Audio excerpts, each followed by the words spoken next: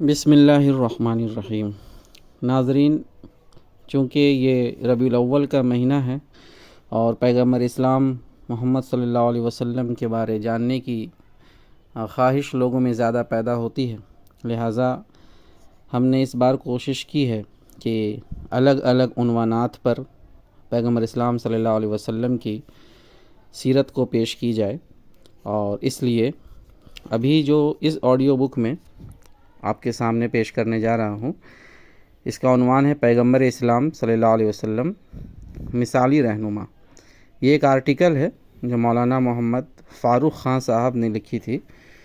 سحروزہ دعوت اخبار جو نکلتی تھی اس کی ایک خصوصی شمارہ تھا جو 22 اکتوبر 2016 کو ایشو ہوا تھا، اس میں یہ آرٹیکل چھپا ہے، تو بغور سماعت فرمائیں۔ پیغمبر اسلام صلی اللہ علیہ وسلم مثالی رہنما۔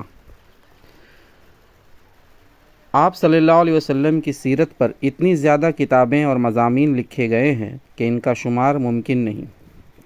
قرآن مجید میں آپ صلی اللہ علیہ وسلم کے بارے میں اللہ تعالیٰ کا ارشاد ہے، یقیناً اے نبی تم ایک عظیم اخلاق پر فائز ہو۔ القلم آیت نمبر 4۔ آپ صلی اللہ علیہ وسلم کے طریقے کو خدا نے اسوہ حسنہ قرار دیا، چنانچہ ارشاد ہے، بے شک تمہارے لیے اللہ کے رسول میں ایک بہترین نمونہ ہے، اس کے لیے جو اللہ اور یوم آخر کا امیدوار ہو اور خدا کو بکثرت یاد کرے۔ الاحزاب آیت نمبر 21۔ جن کی زندگی میں خدا شامل و داخل نہ ہو اور جن کی نگاہیں اسی دنیا میں محدود ہو کر رہ گئی ہوں اور جو اس کے آگے کچھ دیکھ اور سمجھ نہیں سکتے ہوں، وہ اس نگاہ اور عزم اور حوصلے سے محروم رہتے ہیں جو ابتدائی اخلاق و کردار کے لیے ناگزیر ہیں۔ اس میں شبہ نہیں کہ آپ صلی اللہ علیہ وسلم کی زندگی انسانیت کے لیے ایک نمونہ کامل کی حیثیت رکھتی ہے۔ آپ صلی اللہ علیہ وسلم نے فکر و عمل کی دنیا میں جو انقلاب برپا کیا وہ غیر معمولی ہے۔ آپ کی زندگی کے شخصی اور اجتماعی دونوں ہی پہلو ہمارے سامنے ہیں۔ شخصی طور پر آپ پاک باز، سچے اور باوفا انسان تھے۔ اجتماعی امور کی اصلاح کے لیے جو کوششیں آپ نے کی ہیں وہ لائق تحسین ہیں۔ آپ صلی اللہ علیہ وسلم لوگوں سے الگ تھلگ ہو کر نہیں رہے، انسان کی انفرادی اور اجتماعی زندگی کے تزکیے اور اس کو درجہ کمال تک پہنچا دینے کی سعی و جہد میں آپ آخر تک مصروف رہیں۔ خدا کی رہنمائی میں آپ صلی اللہ علیہ وسلم نے جو کارنامہ انجام دیا، اسے جاننے اور اس کی اہمیت کو سمجھنے کی ضرورت ہے۔ آپ صلی اللہ علیہ وسلم نے انسانوں کو جس فکر سے آگاہ فرمایا وہ فکر آفاقیات کی حامل ہے۔ آپ نے دنیا کے سامنے جو فکر و نظریہ پیش کیا، اس میں کبھی کسی بھی پہلو سے کوتاہ نظری اور تنگ دلی کا شائبہ تک نہیں پایا جاتا۔ آپ نے اس ایک خدا کی عبادت اور اس کی فرما برداری کی دعوت دی جو سب کا حقیقی خدا اور محبوب ہے۔ آپ نے ان بتوں اور جھوٹے معبودوں کو ترک کرنے کی تاکید کی جو انسانیت کے فرقوں اور گروہوں میں تقسیم کرتے ہیں اور لوگوں کو ایک نہیں ہونے دیتے، اور جن کے آگے سر جھکانا خدا کی عظمت اور اس کی الوہیت کے سراسر منافی ہے۔ آپ نے سارے انسانوں کو ایک قرار دیا، انسانوں کے درمیان کسی قسم کی تفریق کو گوارا نہیں کیا، انسانوں کے درمیان اونچ نیچ یا پیدائشی طور پر کسی کے شریف اور کسی کے رذیل ہونے کی تصور کو جاہلی تصور قرار دیا۔ عورتوں کے بارے میں بتایا کہ خدا نے انہیں اسی طرح عزت بخشی ہے جس طرح اس نے مردوں کو عزت و شرف سے نوازا ہے۔ آپ صلی اللہ علیہ وسلم نے صرف اسی قوم اور اسی خطہ ارضی کی اصلاح اور اس کی فکر میں زندگی نہیں گزاری جس میں آپ پیدا ہوئے تھے، بلکہ آپ کے پیش نظر سارا عالم اور ساری انسانیت رہی ہے۔ چنانچہ اپنی زندگی ہی میں آپ صلی اللہ علیہ وسلم نے اپنے پیغام کو قیصر و کسریٰ تک براہ راست پہنچانے کی کوشش کی۔ آپ صلی اللہ علیہ وسلم نے فرمایا، مجھے سارے ہی انسانوں کی طرف بھیجا گیا ہے۔ پھر آپ صلی اللہ علیہ وسلم کے پاس نظر صرف یہی نہیں تھا کہ انسانوں کی دنیاوی زندگی بہتر ہو اور عالم انسانیت میں امن و امان کا دورہ ہو اور عدل و انصاف کہیں بھی خون نہ ہونے پائے، بلکہ اس کے ساتھ آپ کو یہ فکر بھی دامنگیر رہی اور اس کے لیے پوری کوشش فرمائی کہ انسان کی دنیاوی زندگی کے ساتھ ساتھ آخرت کی زندگی بھی تباہ ہونے سے محفوظ رہے۔ خدا کی دائمی رحمت اور اس کی نوازش سارے ہی انسانوں کے حصے میں آئے۔ پھر یہی نہیں کہ آپ صرف اپنے زمانے کے انسانوں کے لیے فکر مند اور کوشاں رہے، بلکہ قیامت تک پیدا ہونے والے انسانوں کی فلاح و بہبود آپ کے پیش نظر رہی ہے، اور اس کا آپ نے اظہار بھی فرمایا۔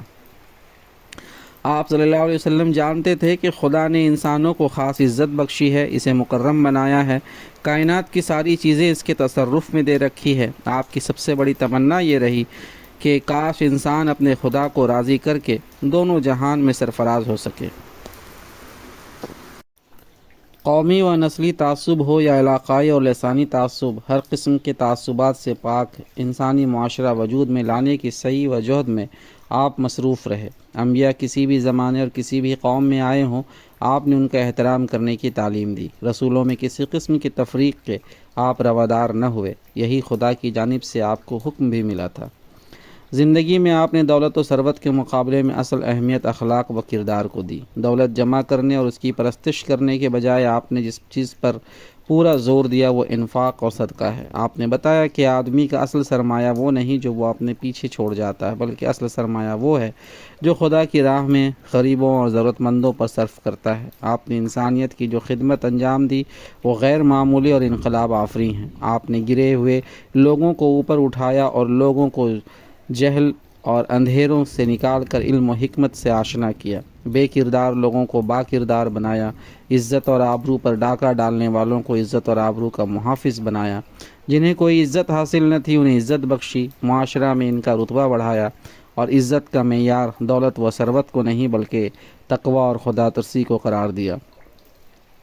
جو جتنا زیادہ خدا سے ڈرنے والا اور باکردار ہے وہ اتنا ہی زیادہ خدا کی نگاہ میں مکرم ہے۔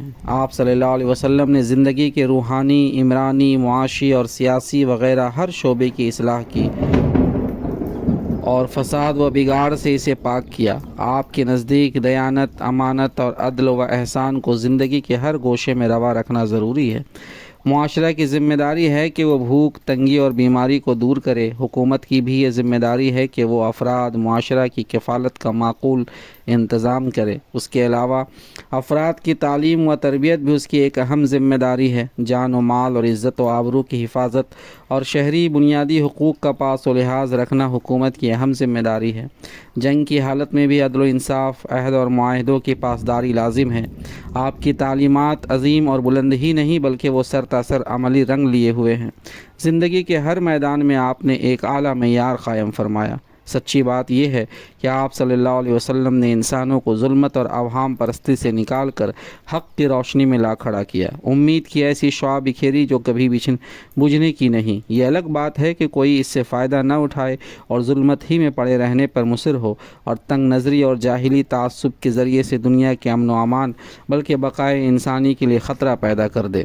پھر آپ صلی اللہ علیہ وسلم نے اپنے پیچھے اپنے پیرووں کا جو گروہ چھوڑا اسے اس ساری انسانیت کا نگہبان قرار دیا۔ اس کی یہ ذمہ داری قرار دی کہ وہ دنیا کے سارے لوگوں کی علمی و فکری سطح کو بلند کرے اور انہیں حق سے آشنا کرنے کی سعی کرے۔ غرض یہ کہ آپ صلی اللہ علیہ وسلم نے انسانیت کی ہر پہلو سے جو خدمت انجام دی اس کی مثال تاریخ میں نہیں ملتی۔ پھر آپ نے اس کا کوئی صلہ طلب نہیں کیا بلکہ آپ صلی اللہ علیہ وسلم قرآن کے الفاظ میں یہی فرماتے ہیں کہ میرا اجر رب العالمین کے ذمہ ہے۔ آپ صلی اللہ علیہ وسلم کی بلندی فکر و نظر اور آپ کی سیرت کی پاکیزگی پر آپ کی ارشادات اور عملی زندگی دونوں گواہ ہے۔ آپ جب دنیا سے رخصت ہوئے تو 10 لاکھ مربع میل کی سرزمین آپ کی زیر نگیں تھی، لیکن جن کپڑوں میں آپ صلی اللہ علیہ وسلم نے انتقال فرمایا ان میں اوپر تلے پیوند لگے ہوئے تھے۔ آپ صلی اللہ علیہ وسلم نے کوئی ذاتی جائیداد نہیں بنائی اور نہ دولت سمیٹنے کی کوشش کی، نہ آپ نے درہم و دینار چھوڑے، نہ غلام اور لونڈی۔ ایک خچر، ہتھیار اور کچھ زمین تھی، اسے بھی آپ صلی اللہ علیہ وسلم نے عام مسلمانوں کے لیے صدقہ فرما دیا تھا۔